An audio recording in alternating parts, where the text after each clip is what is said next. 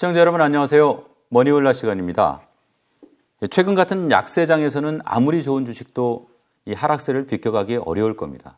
그래서 위험 분산하고 또 꾸준하게 수익을 낼 수 있는 자산 배분이 중요하겠죠. 아마도 채권이 확실한 대안일 거라고 생각을 합니다. 오늘부터 4차례에 걸쳐서 채권 투자의 알파에서 오메가까지 알아보는 시간 마련했습니다. GB투자자문 마경환 대표 모셨습니다. 대표님 어서 오십시오. 네, 안녕하세요.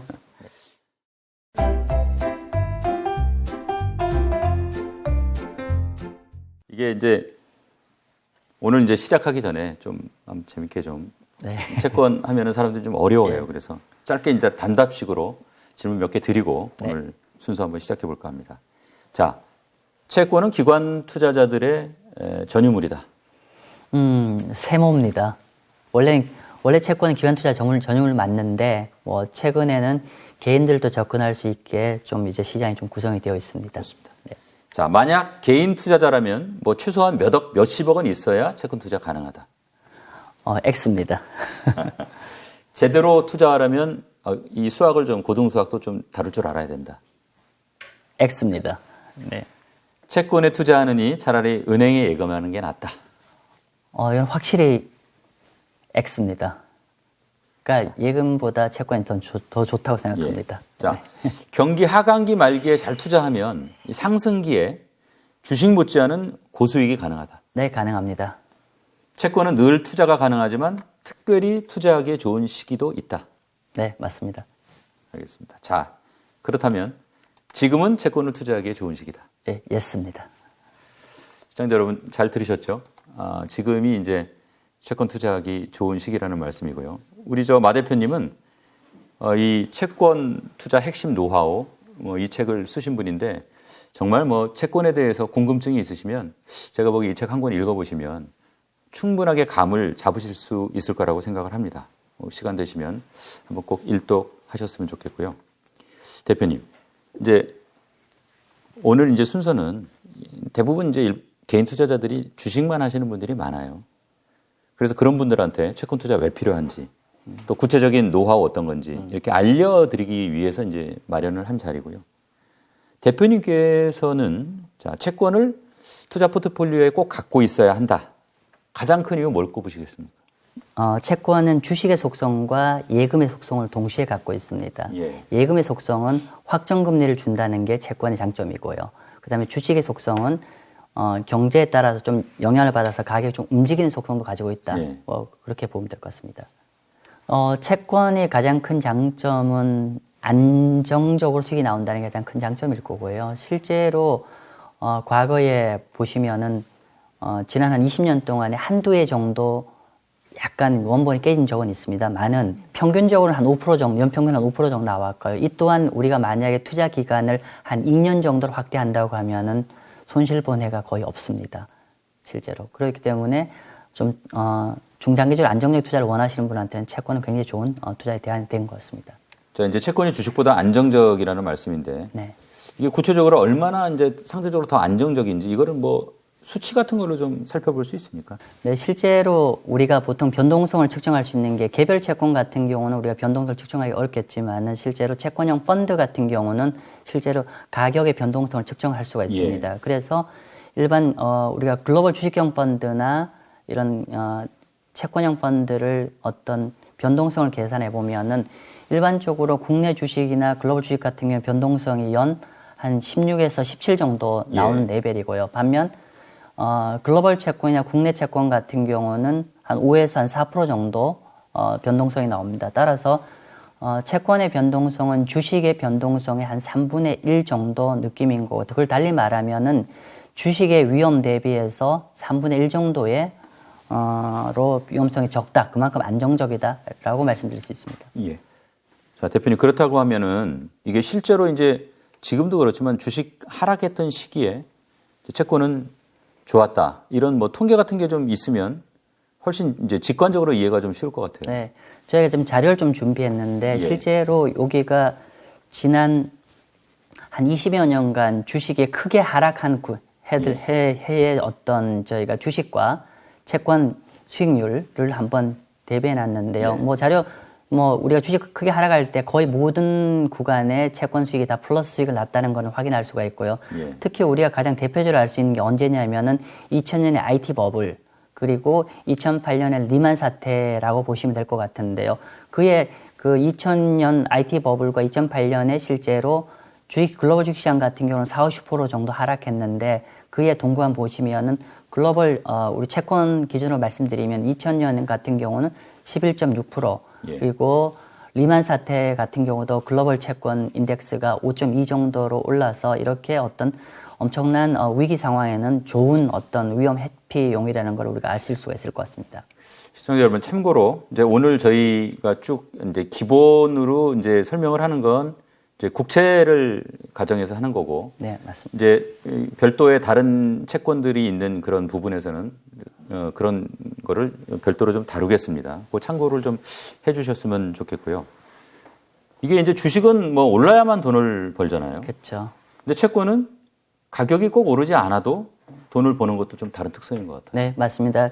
이게 주식 같은 경우는 이론적으로 우리가 산 가격 이상으로 올라야만이 플러스가 나고 만약에 1년 동안 산 가격이 그대로 유지가 된다고 하면 저희는 수익이 없는 게 일반적이지 않습니까? 예. 물론 배당 수익은 논외로 하고. 예. 근데 채권 같은 경우는 기본적으로 수익 구조가 두 가지입니다. 하나는 확정금리.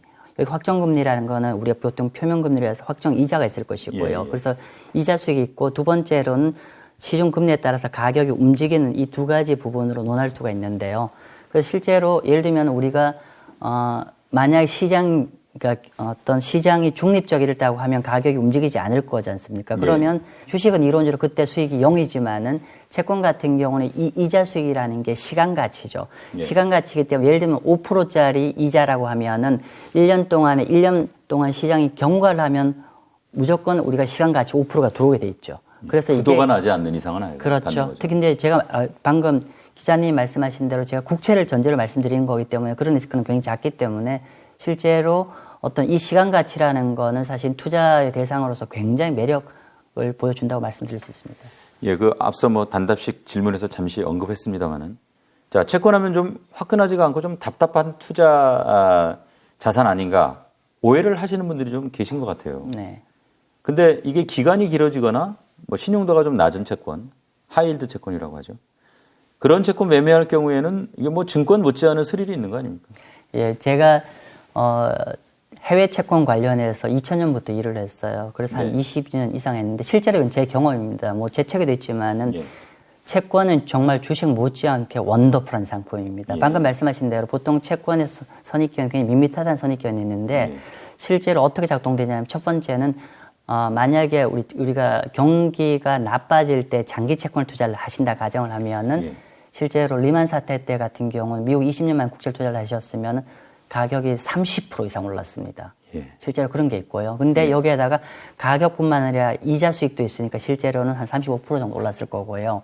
그리고 그 다음에 2009년 같은 경우는 이제 경제가 완전히 무너진 바닥에서 이제 바닥이 턴을 이렇게 돌아섰는데 그의 미국 주식이 제가 알고 있기는 한 5% 내지 한 30% 올랐는데 그에 만약 여러분들이 미국 하이힐드를 알아서 미국 하이힐드 채권 투자했으면은 미국 주식의 2배 수익이 났습니다. 50% 이상 올랐고요. 그리고 실제로 글로벌 하이힐드 같은 경우는 그에 70% 났습니다.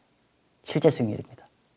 이제 코스피 투자자, 특히 이제 미국 국채 가치 변동성이 좀 낮고 방향성은 완전히 반대인 그런 자산을 꼭 포트폴리오에 사실 가져야 이제 이 자산의 어떤 리스크가 분산이 되고 또 주식이 어려울 때는 상대적으로 좀 이득을 얻고 할 것 같은데 좀 과학적인 근거가 있습니까? 네, 실제로 조사해 보면 2000년부터 최근 2021년까지 코스피와 미국 국채의 어떤 상관성을 계산해 보면 마이너스 0.61 정도 나오는데 우리 잘 아시겠지만 상관성이라는 거는 플러스 1부터 마이너스 1까지잖아요. 실제로 플러스 1은 두 자산이 완벽 같이 간다는 얘기고 마이너스 1은 완벽하게 반대로 가는데 지금 마이너스 0.6이라는 거는 사실은 음의 상관관계, 즉 반대로 가는 아주 강력한 관계를 보인다는 거기 때문에 주식과 국내 주식과 국채를 갖고 있는 것은 굉장히 포트폴리오 측면에서 파워풀하다라고 말씀드릴 수 있습니다. 좀 쉽게 정리를 하면 자, 코스피가 오르면 미국 국채는 아무래도 조금 떨어지는 경향이 있고 코스피가 내리면 미국 국채는 거의 확실하게 오르는 그런 반대로 간다. 뭐 이렇게 이제 이해하시면 될 것 같습니다. 네, 맞습니다.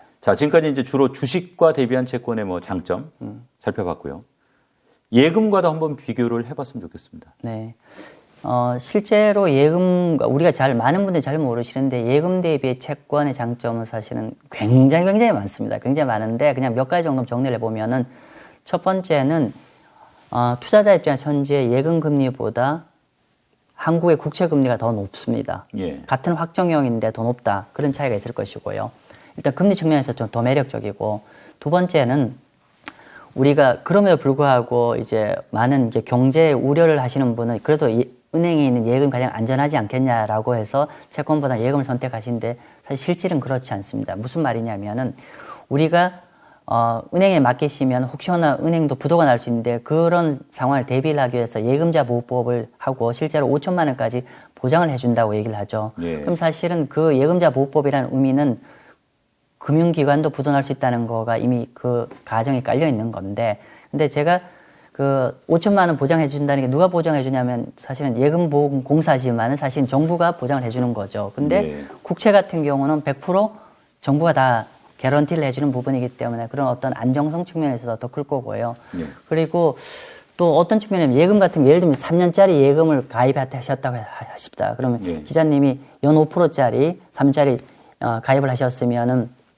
이거를 만약 중도에 계시면은 연 5% 못 받으시잖아요. 그렇죠. 예. 그리고 이 이자가 언제 들어오냐면은 그 예금 기간에 만기가 될 때 들어오는 구조이지 않습니까? 예. 근데 채권은 중간에 계속 이표 형태로 계속 중간중간 캐시플로우가 창출됩니다. 그렇기 때문에 굳이 우리가 만기를 꼭 지킬 필요가 없다는 측면에서 굉장히 매력적입니다. 자, 채권은 이제 예금에 버금가는 안정성이 있지만 예금보다 상대적으로 수익이 높고, 또 주식에 버금가는 수익성까지 챙길 수 있지만 상대적으로 더 안전하다. 자, 그렇다면 이제 언뜻 드는 생각이, 네. 이게 이제 노후까지 장기적인 미래 설계할 때 이런 채권이라는 수단은 꼭 필요한 거 아닌가 이런 생각 들어요. 그쵸. 너무 필요합니다. 예. 우리가 사실은 제가 좀 안타까운 게 뭐냐면 가끔 가다가 연배가 거의 한 70 넘으신 분들이 예. 기본적으로 뭔가 돈을 좀 굴리기 위해서 당신들이 아시는 게 주식밖에 없다 보니까 주식을 하셔서 특히 요즘 같을 때 굉장히 난처한 상황이 되시잖아요. 그래서 기본적으로 아까 방금 지적하신 대로 주식 대비 채권이라는 거는 훨 더 안정적이면서도 스테디한 수익을 제공해주는 자산이기 때문에 기본적으로 좀 자산 규모가 커지고 그리고 나이가 들수록 상대적으로 스테이블한 자산인 채권의 비중은 계속 지속적으로 파이를 키워나가시는 게 좀 올바른 방향이라고 생각합니다. 이 그래프 보면은 지금 자기가 어느 위치에 있느냐에 따라서 주식 비중이 높아야 되느냐, 채권 비중이 높아야 되느냐, 이 그래프죠? 네, 맞습니다. 좀 설명을 드리면 크게 두 가지 관점을 말씀드릴 수 있습니다. 예를 들면은 우리가 나이로 설명드릴 수도 있을 것이고 예. 또 하나는 자금이 언제 필요하냐에 따라 좀 달라질 것 같아요. 먼저 좀 도표를 보시면은 만약에 자금이 필요한 시점이 아주 임박하면은 우리가 변동성 높은 주식을 많이 투자하면 안 되겠죠. 예를 들면 한 1년 안에 우리 꼭 써야 될 돈 같으면은 확정금리가 있는 채권의 비중이 훨씬 높은 게 맞을 것 같고요. 예. 반면 5년, 10년 뒤에 정도는 우리가 기다릴 수 있는 자산이라면 주식 비중이 커져야 될 거고요. 네. 그래서 어떤 자금이 필요한 시점에 따라서 단기일수록 채권의 비중이 높은 게 바람직할 것 같고요. 그 다음에 나이로 본다고 했을 때도 마찬가지로 나이가 들면 들수록 상대적으로 우리가 어떤 자산의 규모가 커지고 또 상대적으로 우리가 나중에 나이가 들었을 때 그걸 그러니까 돈이 필요한 시점이 다가오는 거기 때문에 사실은 그 시점에서는 안정적인 채권의 비중이 계속 클 필요가 있을 것이고 반대로 굉장히 젊은 사람 그리고 어떤 젊고 또 상대적으로 투자 기간을 오래 끌고 갈 수 있고 이런 분들 같은 경우는 주식의 비중을 좀 키우는 게 맞을 겁니다. 예. 그런데 세상이 되게 공평합니다. 이렇게 이해하시면 될 것 같은데요. 우리가 일반적으로 채권이라고 얘기를 하면은 경제가 나빠지면 투자 수익도 좋아지고 안전한 투자라고 얘기하는데 그거는 위에 트리플 A 쪽 우리가 일반적으로 알고 있는 채권의 속성은 신용등급이 가장 높은 쪽 친구가 그런 속성을 갖는 거고 반면 신용등급이 낮은 채권은 제가 표현을 그렇게 하는데 포장지는 채권이지만 이거는 주식과 똑같다고 이해를 하시면 될 것 같습니다. 예. 즉 경제가 나빠지면 비록 채권이지만 굉장히 위험해지고 성과가 안 좋아집니다. 예.